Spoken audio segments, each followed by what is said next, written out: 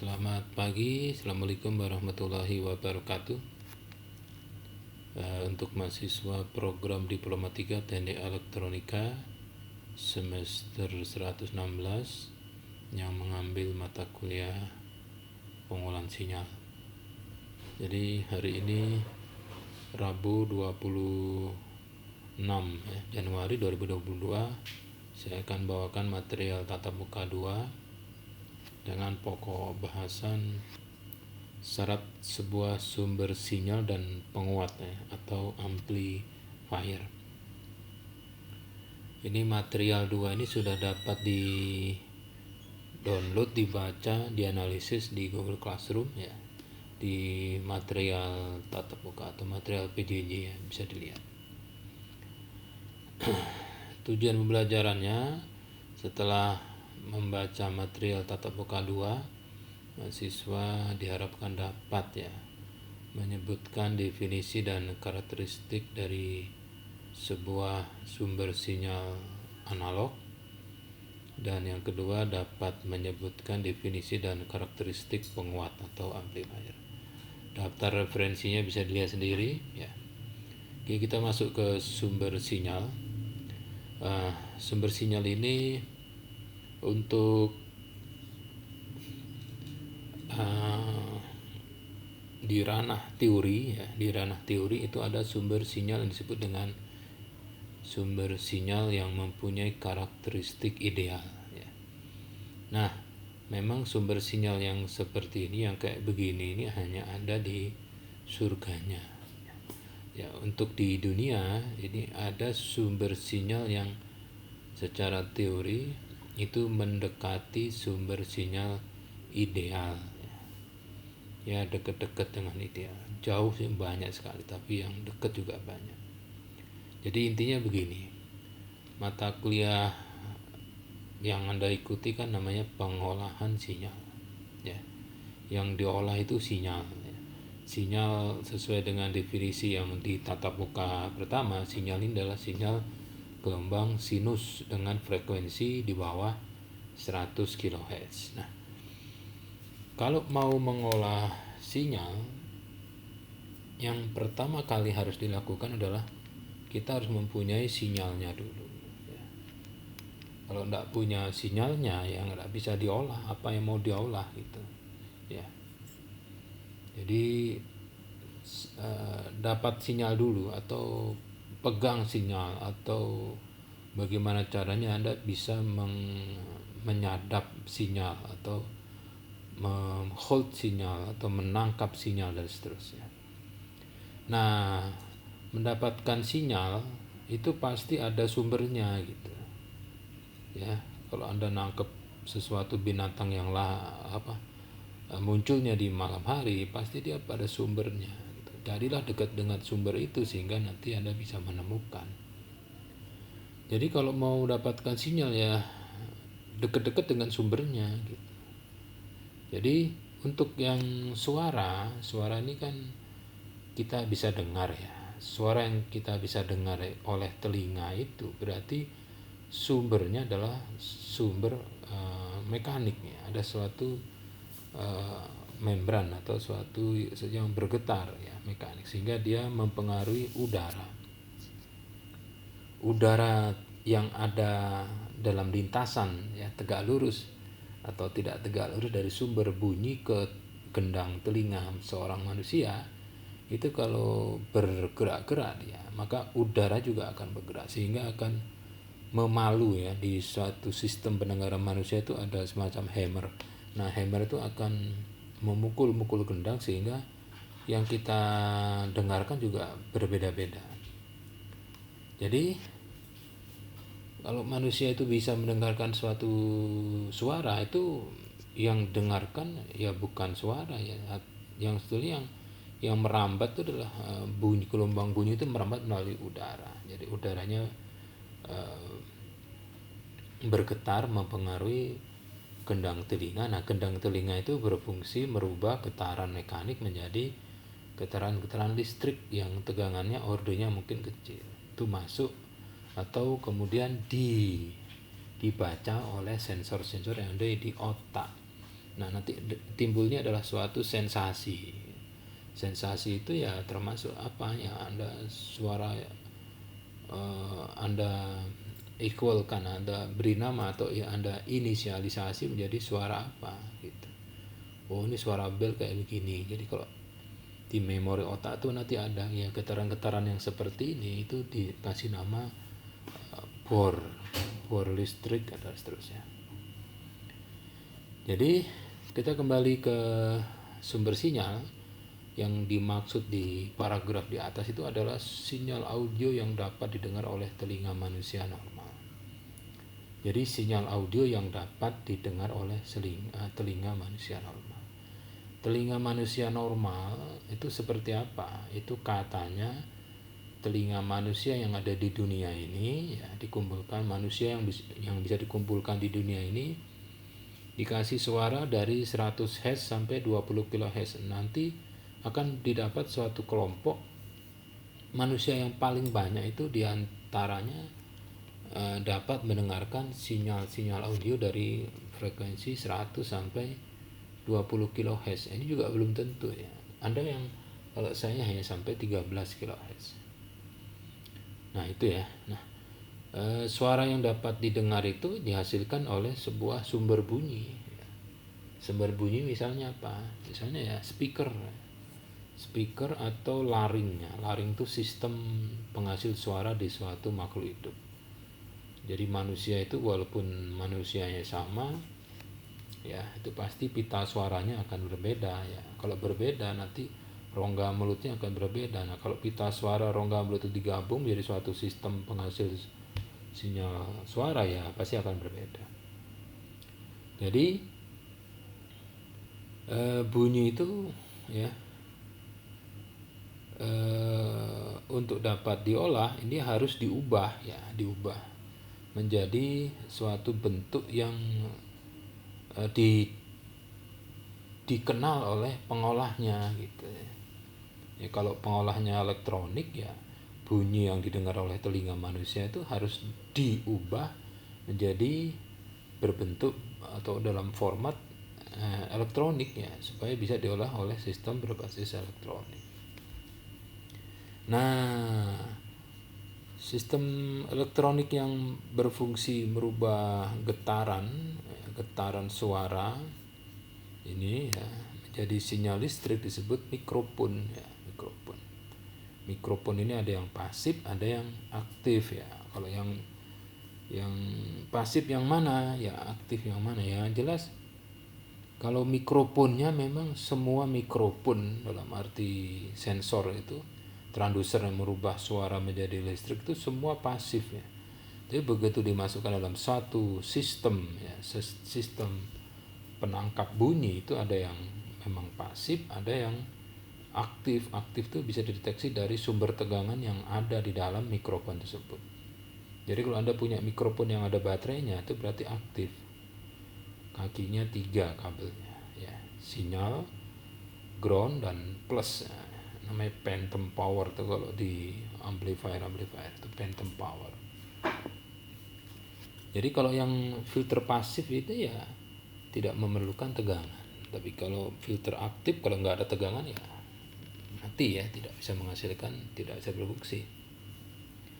Nah, sekarang definisi dari mikrofon pasif adalah mikrofon yang tidak mempunyai sumber tegangan dan hanya terdiri dari sistem pengubah getaran mekanik menjadi listrik ya, menggunakan teori induktansi yang bergerak turun naik melewati medan magnet. Jadi ini teorinya kenapa bisa mengubah suatu getaran menjadi tegangan listrik itu menggunakan atau teori medan magnet. Jadi kalau suatu kumparan induktor itu dimasukkan ke dalam di tengahnya tuh ya, Anda membuat koil dengan menggunakan kawat email berapa gulung gitu, terus di tengahnya itu bisa sedemikian rupa sehingga suatu magnet bisa masuk ke rongga atau di dalam diameter koilnya, itu nanti akan ada arus listrik. searah misalnya. Tapi kalau dibolak-balik, medan magnetnya diputar bolak-balik, nanti listriknya juga bolak-balik. Demikian sebaliknya, kalau ada magnet tetap terus ada koil yang bergerak naik turun, masuk dan keluar di rongga atau di selubungnya magnet, itu nanti juga akan ada tegangan listrik gitu. Jadi suatu mikrofon itu nanti pasti punya penguatan. Penguatannya berapa? Penguatan ini satuannya adalah dB ya, desibel. Jadi nanti bisa baca sendiri. Penguatan dari mikrofon pasif itu mempunyai nilai maksimum 0 dB. 0 dB itu nanti dihitung ya, dB itu sama dengan 20 log V out per V in ya. 20 log V out per V in. Itu mikrofon pasif. Nah, selain sebuah mikrofon itu mempunyai penguatan ya, mikrofon juga mempunyai impedansi output. Jadi kalau Anda punya mikrofon kan nanti ada kabelnya ya, kabel yang menghubungkan mikrofon dengan amplifier. Nah, kabel keluaran dari mikrofon itu mempunyai impedansi, bukan impedansi jadi impedansi output. Nah, impedansi output sebuah mikrofon pasif ini biasanya ini di pabrik yang membuat mikrofon itu sepakat 47 kilo ohm impedansinya. Impedansi itu Z ya, bukan resistansi ya, impedansi. Impedansi ini pada suatu frekuensi impedansinya 47 kilo, di frekuensi lain mungkin berbeda karena dia induktansi. Ini kalau resistor 47 kilo di frekuensi berapa saja secara teori harusnya sama. Ya. Nah, selain penguatan, mikrofon juga mempunyai impedansi keluaran, dia juga mempunyai frekuensi respon. Jadi kalau suatu mikrofon itu responnya dari 10 Hz sampai 4 kHz ya, itu berarti kalau Anda mau menangkap suara 14 kHz menggunakan mikrofon tersebut, ya tidak bakal ada suaranya gitu. Kenapa? Nah, mikrofonnya hanya bisa mendengar sampai 4 kHz. Nah, tetapi sumber bunyi yang mau didengar itu 14 kHz ya tidak bisa gitu. Jadi frekuensi respon suatu mikrofon itu bervariasi ya. Yang bagus itu flat atau rata dari berapa? Dari 20 Hz sampai 20 kHz dia bisa. Jadi suatu mikrofon kalau dikasih suara 20 sampai 20 kHz, 20, 21, 22 sampai 20 ribu Hz, ini outputnya sama gitu ya. Itu yang bagus ya. Sama tuh misalnya berapa? Ya misalnya 10 mV peak to peak di semua frekuensi masukan. Wah, itu jarang sekali ya. Jadi misalnya ya, suatu mikrofon itu keluarannya 1 mV peak to peak. Itu maksimum 1 mV peak to peak. Kalau mikrofonnya itu harus dihubungkan ke amplifier yang inputnya minimal adalah 100 mV peak to peak, ya berarti nanti Anda teriak di mikrofon sekuat apapun tidak akan terdengar di speaker. Kenapa? Karena amplifiernya itu tadi kan minimum inputnya harus 100 mV peak to peak, sedangkan keluar mikrofonnya hanya 1 mV peak to peak ya, itu nggak bisa teriak. Jadi ada orang yang teriak-teriak sampai mikrofonnya dikemut, itu di amplifiernya nggak dengar suara, dia harus teriak gitu sampai jinggongnya keluar. Kenapa?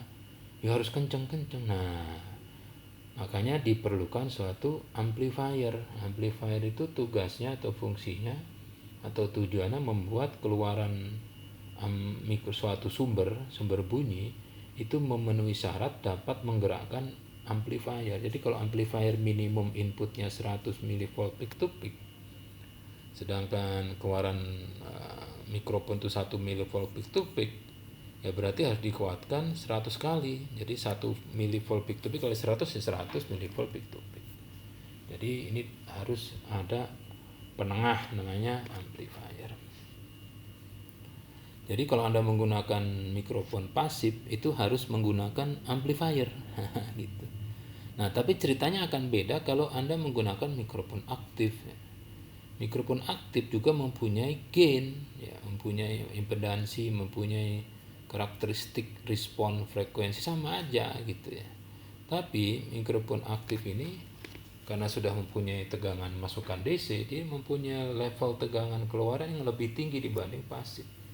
Nah, biasanya dia di atas 10 milivolt peak to peak. Gainnya itu berarti kalau outputnya di atas 0, di atas apa, jadi 0 dB itu kan keluaran sama dengan masukan. Jadi kalau di atas 0 dB ya, jadi kalau 0 dB itu penguatannya 1 kali. Inputnya 1 milivolt, keluaran 1 milivolt itu kan penguatannya 1 kali. Vout per Vin, Voutnya 1 milivolt dibagi Vin 1 milivolt 1. Log 1 itu 0 kali berapapun 0, sehingga kalau 0 dB itu penguatan 1 kali. Tapi kalau 10 dB itu sudah tinggi ya, apalagi 100 dB atau 1000 dB ya, 200 dB jadi lebih besar.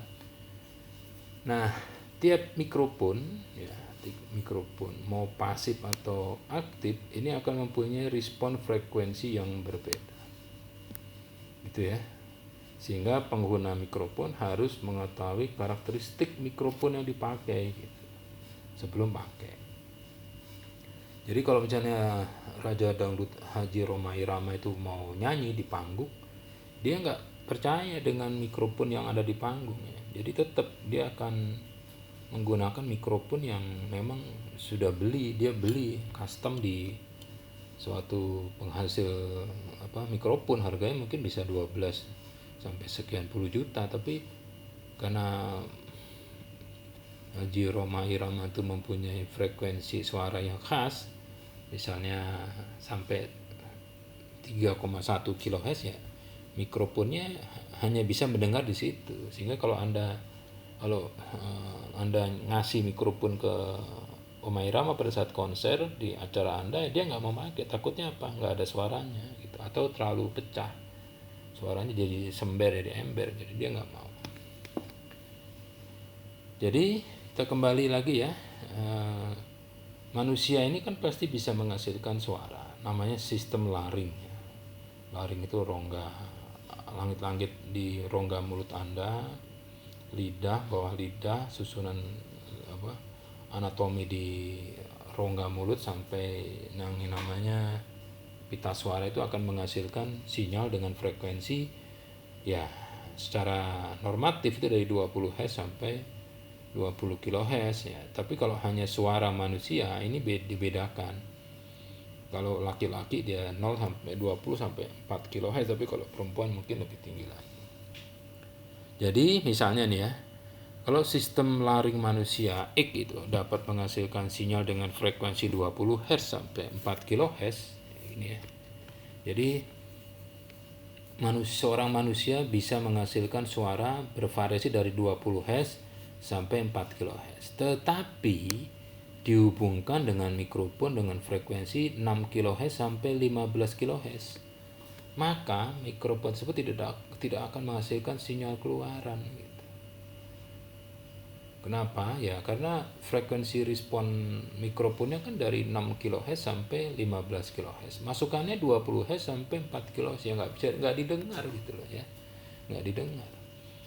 Jadi kenapa? Karena frekuensi sinyal masukan berada di bawah frekuensi respon mikrofon. Jadi frekuensi respon dari mikrofon yang digunakan oleh Choi Siwon ya, ini akan berbeda dengan mikrofon yang dipakai oleh Haji Rhoma Irama.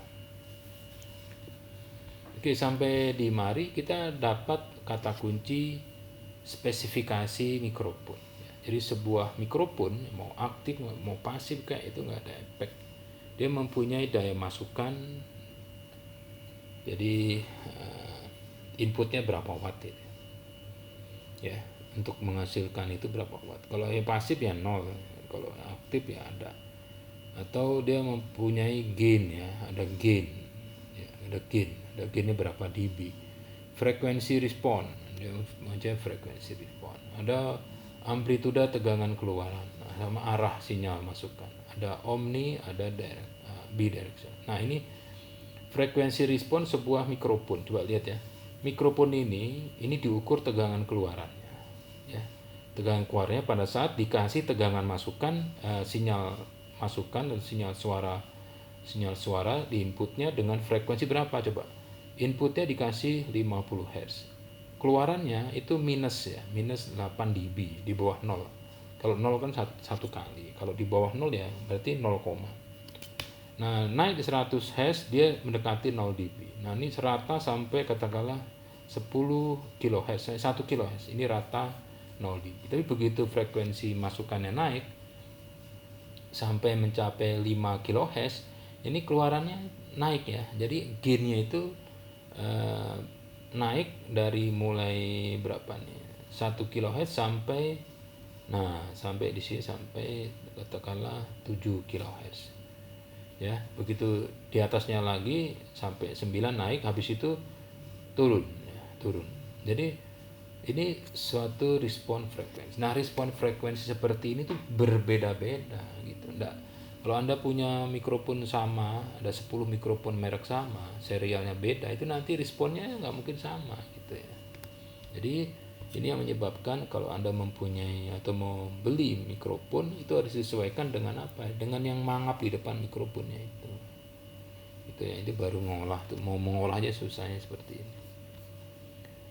Jadi misalnya frekuensi respon dari mikrofon aktif merek Shure ya, di gambar 2 ya, gambar 2 yang tadi ya, ini gambar 2. Ini menunjukkan bahwa mikrofon tersebut mempunyai rentang penguatan yang rata dari berapa? 100 sampai 1 kHz. Ini rata kan. Dari 1 sampai 1 kHz rata, penguatan rata gitu. Dan mempunyai penguatan yang berfluktuatif dari 1 kali 5 sampai 10 kHz. Ya, ini jadi mikrofon yang SM58 ini harga sekitar 4 juta ini secara statistik banyak digunakan sebagai mikrofon pada event-event yang memerlukan suara manusia di dalam studio. Ya, itu.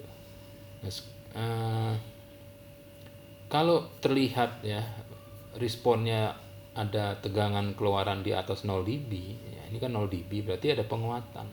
Artinya ini adalah mikrofon aktif gitu ya. Kalau mikrofon pasif tidak mungkin di atas 0 dB, pasti selalu di bawah 0 dB.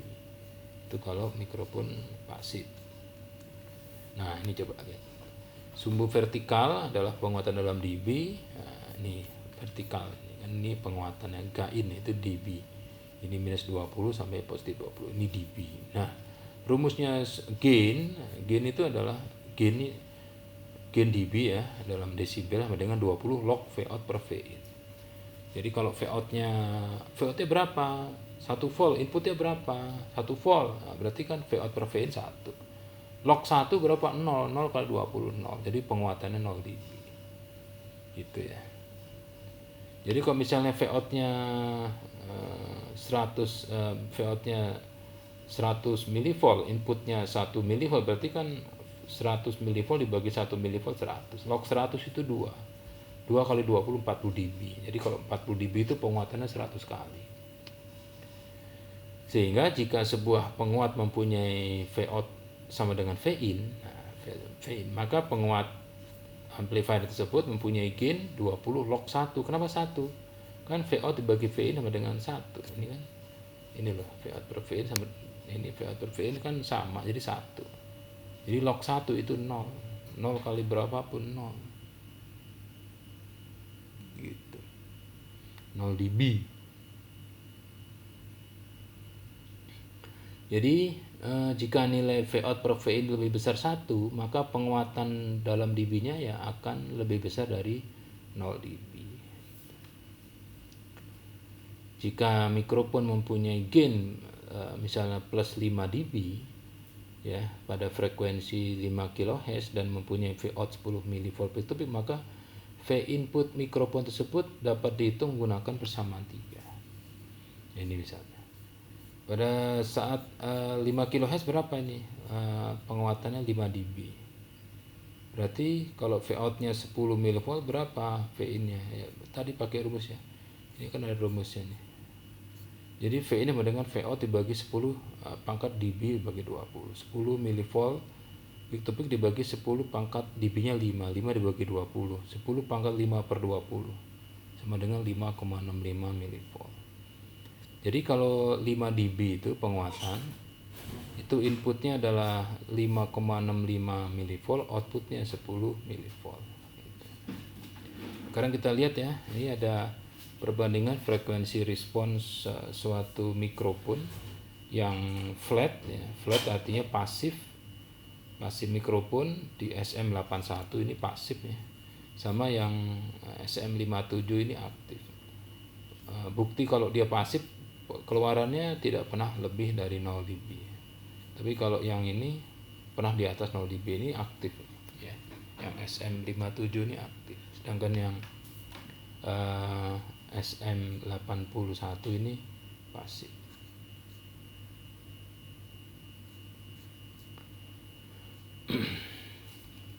Oke, ini bisa dilihat sendiri ya. Oke, cerita di atas adalah jika sumber sinyal yang akan diolah masih dalam bentuk gelombang mekanik. Itu ya. Jadi kalau gelombangnya mekanik, ada suara yang dihasilkan oleh gelombang mekanik, berarti Anda harus mengambilnya menggunakan mikrofon gitu. Mau pakai mikrofon pasif boleh, pakai mikrofon aktif boleh ya, terserah. Jadi kalau Anda mau mengolah sinyalnya itu bisa didengar oleh telinga manusia, berarti ada sumbernya gitu. Kalau ada sumbernya, ya berarti Anda harus mencuplik, menyadap sumbernya itu menggunakan mikrofon, gitu. Ya, menggunakan mikrofon. Nah, ada juga sumber-sumber suara yang menghasilkan sinyal elektronik dengan level order mili sampai ratusan milivolt peak to peak atau post peak to peak gitu ya. Tapi ini tidak bisa didengar oleh telinga manusia. Misalnya apa? Ya, handphone Anda itu kan bisa menghasilkan suara ya, suara di speaker. Nah, supaya Anda mengolah sinyal itu, ternyata sinyalnya itu sudah elektronik ya, keluaran audio jack ya, LCA out ya, seperti itu ya. Nah, itu bisa disebut suatu sumber bunyi yang bukan mekanik tapi sudah elektrik ya. Misalnya line out sinyal audio yang ada di pantat belakangnya LCD TV atau stereo set atau audio receiver ya, gitu ya. Nah, karena sinyal audio yang bisa diambil di bagian belakang peralatan itu, kalau sekarang di depannya itu sudah elektronik ya, jadi sudah tidak perlu lagi mikrofon gitu ya. Jadi lebih gampang lagi, tinggal ambil aja pakai kabel jack ya, gitu ya. Sehingga disimpulkan ya, mikrofon dalam sistem pengolahan sinyal dapat disebut sebagai sebuah sumber sinyal. Jadi dalam sistem pengolahan sinyal, kalau Anda mau mengolah sinyal yang masih bisa terdengar oleh telinga manusia dan belum ada sinyal elektriknya, ya berarti Anda harus mengambilnya dan merubah menjadi sinyal elektrik gitu ya. Nah, mengambil sinyal mekanik menjadi elektrik itu alatnya dinamakan mikrofon. Mau aktif mau pasif EGP, yang penting mikrofon. Nah, mikrofon mempunyai parameter tegangan keluaran. Dia punya tegangan keluaran. Pada frekuensi berapa? Nah, nanti frekuensinya ada responnya beda-beda. Dari 0 sampai 20 kHz, nanti tegangannya berapa? Dia punya sumber tegangan masukan, nah, berarti dia aktif. Dia punya impedansi keluaran, ya, berarti Z out, dia punya impedansi output. Nah, impedansi output ini diperlukan oleh rangkaian yang akan dihubungkan dari mikrofon, ya gitu. Jadi kalau Anda itu berhubungan nanti dengan seseorang atau suatu lembaga, ya, nanti Anda harus bagaimana caranya supaya pada saat nanti berhubungan itu Anda tidak sakit hati, karena kalau mereka mungkin mukanya asem gitu ya. Nah, supaya tidak sakit hati itu namanya hiperdansi ya. Hiperdansinya dinaikkan. Jadi kalau di sananya marah-marah kita udah siap gitu. Nah, itu aja ya. Mikrofon itu adalah sumber sinyal ya. Sumber sinyal yang berfungsi merubah getaran mekanik menjadi getaran listrik. Nah, getaran listrik itu nanti diapakan? Ya diolah. Ngolahnya pakai apa? Ya terserah nanti ya. Terserah nanti. Gitu ya. Nah, yang berikutnya adalah amplifier ya. Amplifier ini buat apa sih? Ya menguatkan gitu ya, menguatkan. Kenapa dikuatkan? Kenapa ada amplifier? Karena ada sinyal yang kecil tadi. Keluaran sebuah mikrofon itu hanya 1 milivolt peak to peak. Itu kalau langsung dihubungkan ke speaker nggak bakal bergerak gitu ya. Speaker itu minimal 10 volt peak to peak. Yaitu baru 1 milivolt atau 100 mikro volt peak to peak, ya sudah nggak kelihatan. Jadi diperlukanlah suatu penguat. Penguat itu yang menaikkan tegangan. Jadi ada yang disebut dengan amplifier. Amplifier itu mempunyai input dan output gitu ya. Ada input dan output. Nah, parameternya dia pasti punya tegangan ya, tegangan kerja. Maksudnya gimana ya? Tegangan kerja 12 volt 1 ampere. Kalau kurang dari itu dia nggak kerja, kayak Anda itu. Kalau dikasih tugas nganter emak ke pasar gitu ya, mesti minimal apa ya, minimal serah es cincau 2 bungkus atau gimana gitu. Itu adalah tegangan kerjanya ya. Itu minimal. Kalau lebih ya jangan terlalu besar, kebakar. Kalau kurang udah mati udah. Nah, kalau dikasih tegangan kerja yang sesuai dengan makanannya, itu nanti kalau dikasih masukan akan ada keluaran gitu ya. Kalau dikasih inputnya dikasih tegangan, outputnya keluar tegangan. Nah, V output dibagi V input itulah perbandingan penguatan, namanya penguatan. Penguatan itu ya output dibagi input. Outputnya berapa? 10, inputnya 1, ya berarti penguatannya 10. dB-nya ya dikali 20, di-lock-kan dulu baru kali 20.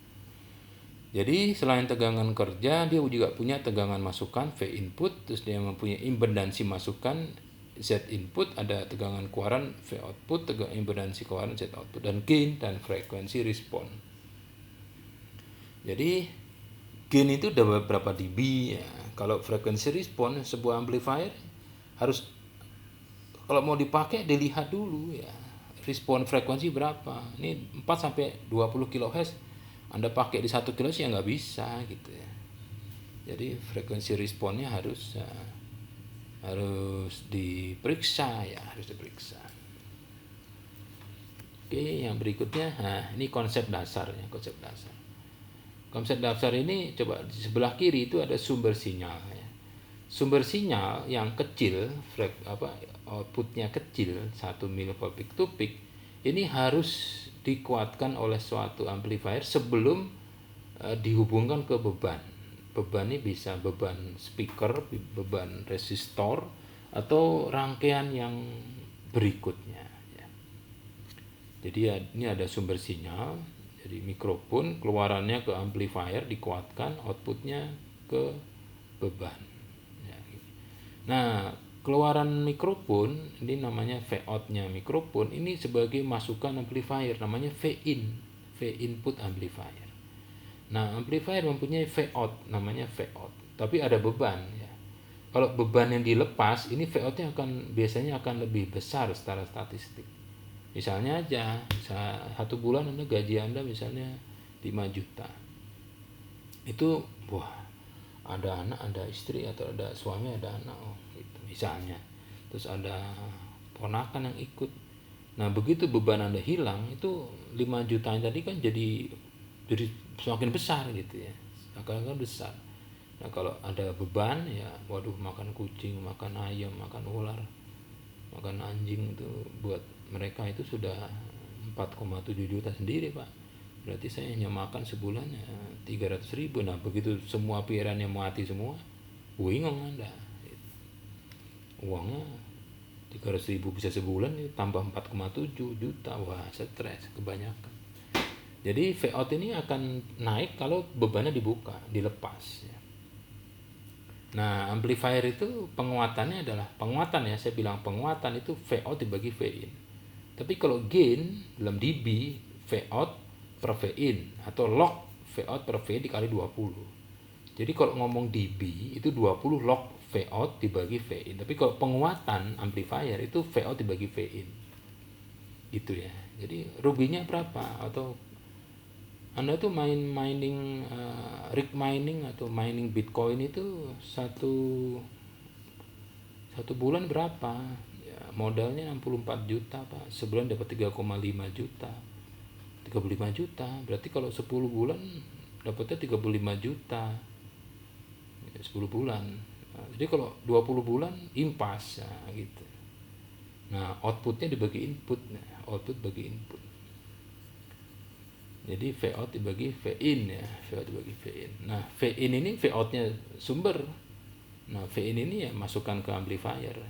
Ya.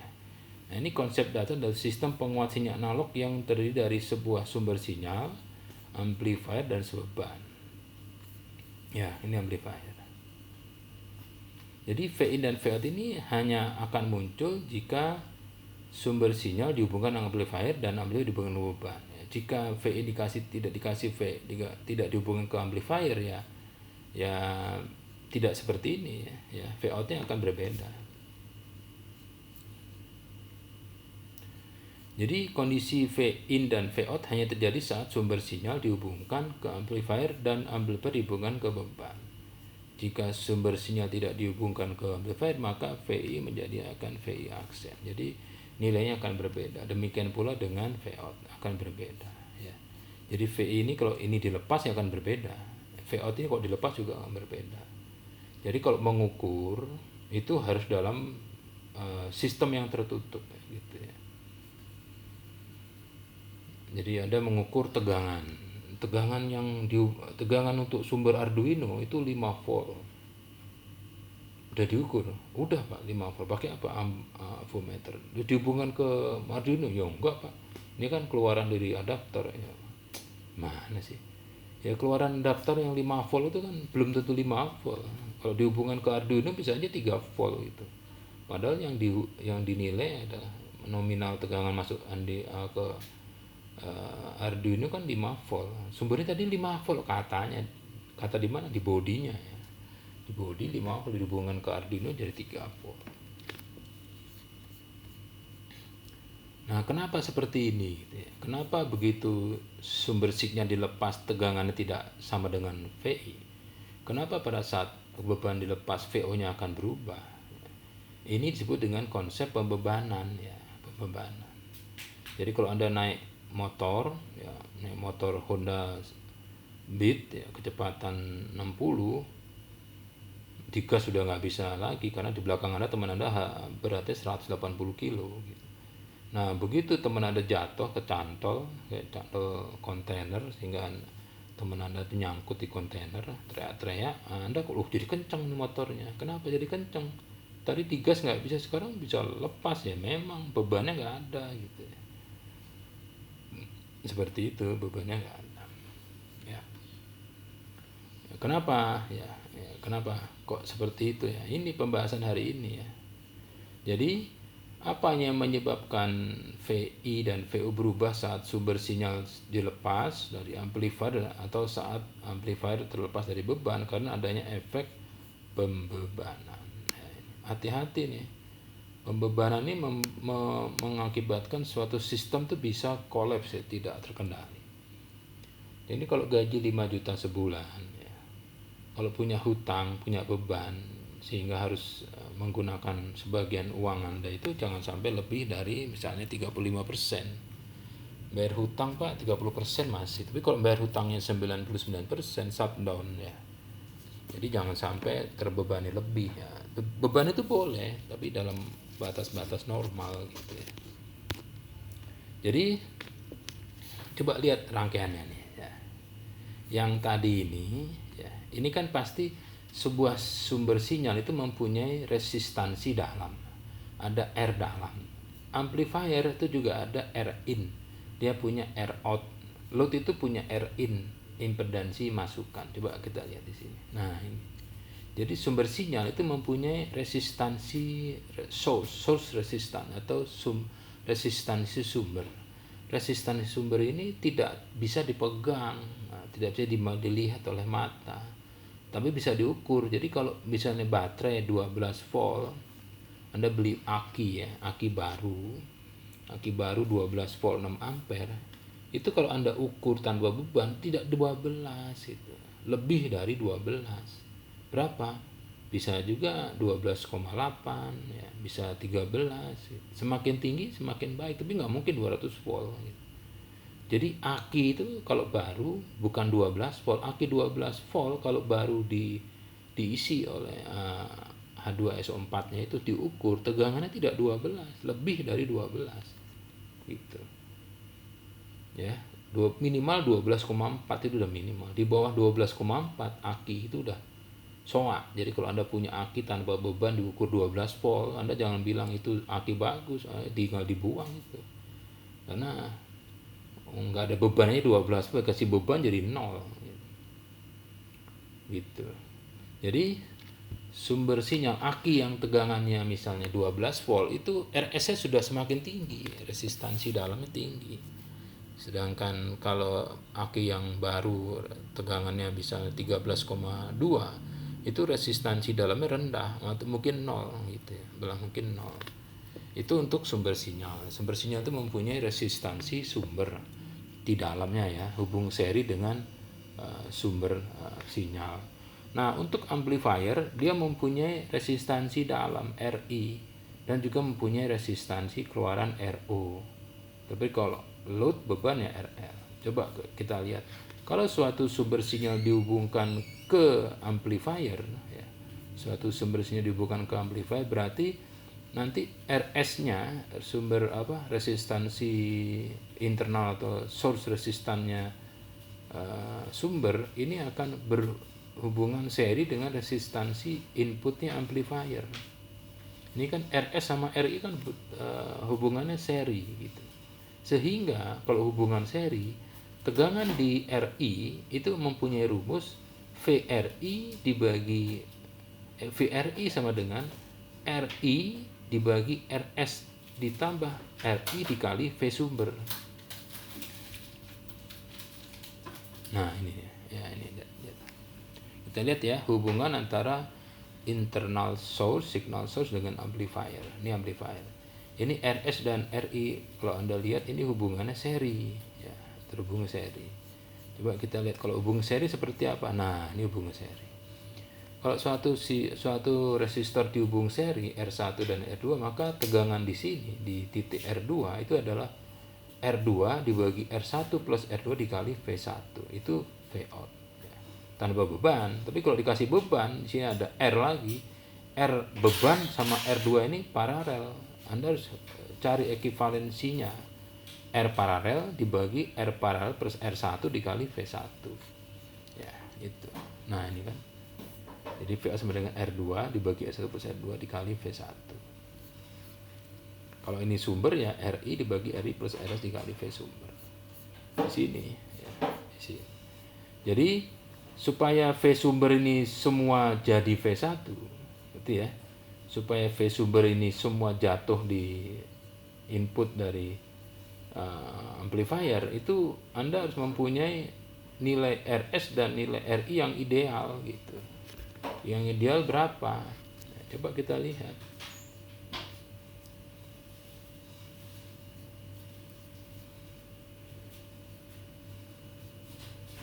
Nah, ini, ya. Jika diinginkan ini ya, Vs sama dengan VI. VI itu equal dengan VS, jadi artinya tegangan di titik ini sama dengan V sumber, maka rumusnya kan VI sama dengan RI dibagi RS dikali RI dikali sumber kan. Coba lihat di sini rumusnya. Nah, ini kan rumusnya. Jadi V input ya, ini V sumber, V input sama dengan R input dibagi R input ditambah RS dikali VS, V sumber. Jika V out itu sama dengan VI atau V ini ya, artinya V out sama dengan VI, maka persamaannya kan jadi seperti ini, VI sama dengan V out sama dengan VI. Jadi ini ya, ini dibagi ya. Jadi R2 dibagi R1 plus R2 sama dengan 1 gitu. Gimana tuh? Ya. Gimana tuh? Jadi yang maksudnya ini VI. Jadi ini ya. Supaya VI ini sama dengan V sumber, berarti kan VI sama dengan VS ya. Dan rumusnya kan VI sama dengan RI dibagi RI plus RS dikali VS. VI, mana VI tadi? Nah, VI sama dengan RI dibagi RI plus RS dikali sumber. Gitu ya. Nah, supaya VI ini sama dengan V sumber, berarti kan VI ini bukan V, ini V sumber ya, V sumber. Ini VI sama dengan VS, berarti kan ini dibagi ya, VI dibagi VS sama dengan RI plus RS. Jadi VI dibagi VS kan sama, jadi 1. Nah, ini R2 ini 1. Sehingga bagaimana caranya ya? Kalau Anda lihat rumusnya ini coba. Ini rumusnya ini coba bagaimana nih? Bagaimana caranya supaya V out ini sama dengan V1? Rumusnya V out sama dengan R2 dibagi R1 plus R2 dikali V1. Jadi nanti akibatnya R2 dibagi R2 plus R1 sama dengan 1 kan. Nah, ini. Nah, bagaimana rumusnya? Ya. Bagaimana nilai R2 dan R1 sehingga ini persamaan ini bisa dipenuhi gitu.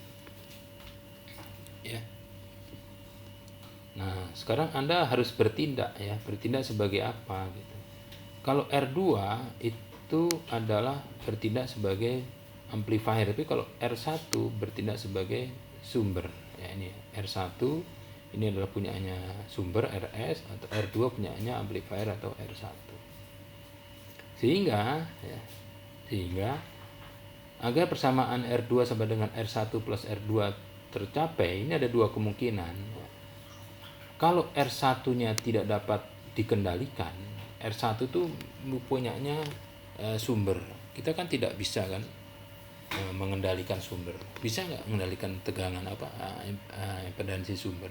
Kalau bisa, ya nanti dulu deh. Kalau tidak bisa, berarti Anda harus mengendalikan Rin, ya, dengan Rin atau R2.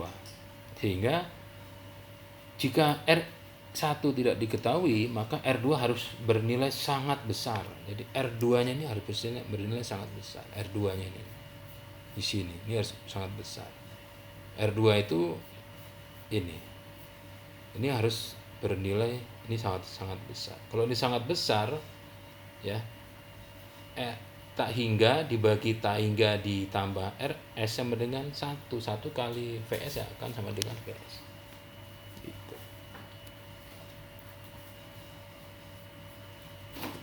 Jadi kalau R2 itu tak hingga, berarti kan R2 tak hingga sama dengan R1 plus tak hingga. Ini kan tak hingga sama dengan R1 plus tak hingga.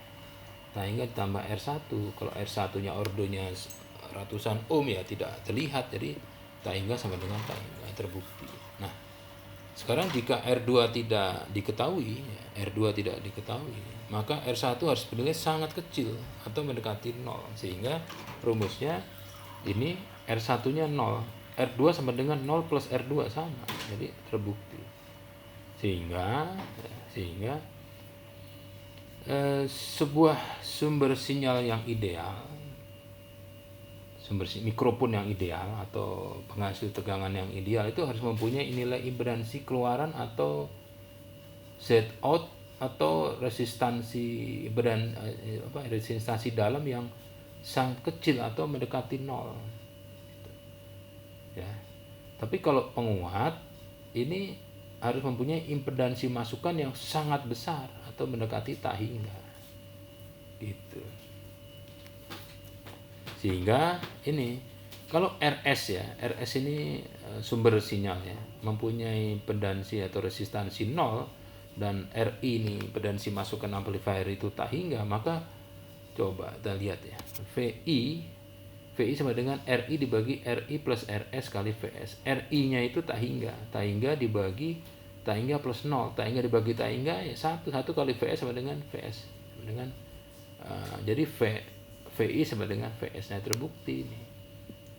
Jadi kalau mau menghubungkan sinyal ya, menghubungkan sinyal dari suatu sumber sinyal ke amplifier, pastikan sumber sinyal itu mempunyai impedansi keluaran atau impedansi sumber yang kecil sekali. Dan kalau Anda mau berfungsi sebagai amplifier, impedansi masukannya harus sangat besar gitu, sangat besar atau ideal.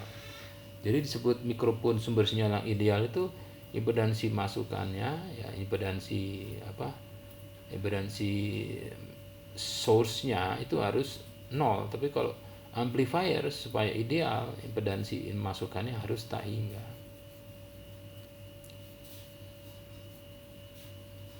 Mana tadi? Nah, ini.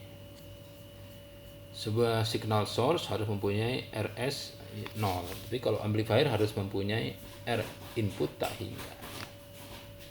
Itu saja. Jadi Anda bisa baca sendiri di material tatap muka kedua ya, pengolahan sinyal 26 Januari 2022. Itu juga ada tugas ya, ada tugas yang harus Anda kerjakan dan kumpulkan pada tanggal berapa tuh? 1 Februari kalau nggak salah ya. Nah, ini tugas mandiri yang kedua yang diberikan, ini bukan tanggal ini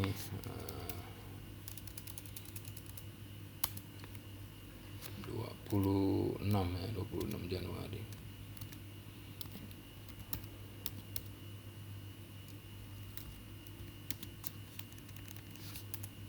Ya. Baca dan analisis parameter IC op-amp 741 di datasheet 741 yang telah tersedia di Google Classroom. Tuliskan parameter IC op-amp ya, nama IC-nya apa. Kok ditulis Pak? Ya tulis tipenya apa. Bukan hanya LM ya, jangan-jangan bukan LM, bisa MIUA, bisa LA, SA dan seterusnya. Outputnya berapa ya. Terus gambarkan lambang buffer seperti apa. Buffer sinyal analog ya, bukan digital buffer. Dan coba fungsi buffer itu apa, itu dikumpulkan nanti tanggal 1 Februari 2022. Gitu saja ya dari saya. Kalau ada pertanyaan langsung di YouTube-nya atau di Google Classroom atau di kelas WhatsApp ya. Jadi ini bisa dilihat di Google Classroom. Jangan lupa untuk menuliskan nama ya, mengklik Anda sudah melihat ya, sebagai tanda nanti ada kewajiban yang harus Anda isi untuk bukti Anda mengikuti tatap muka 2 PJJ mata kuliah pengolahan sinyal. Sampai di sini, selamat pagi dan selamat siang. Ketemu di tatap muka ketiga insya Allah minggu depan. Assalamualaikum warahmatullahi wabarakatuh.